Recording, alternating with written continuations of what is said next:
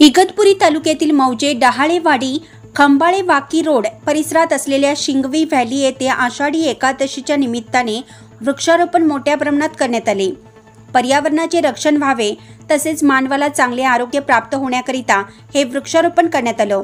या प्रसंगी श्री मंगेश आव्हाड, एकनाथ भांगरे, प्रवीण लहामंगे, एकनाथ करपे, जगदीश खर्चे, अनिल थिते, योगेश भांगरे, अशोक कडाळे त्याचबरोबर शिंगवी व्हॅली सोसायटीतील सर्व कुटुंब आणि कुटुंबातील सदस्य हजर होते। लोकमान्य न्यूजसाठी संचालक लक्ष्मीकांत शिंदे, इगतपुरी, नाशिक।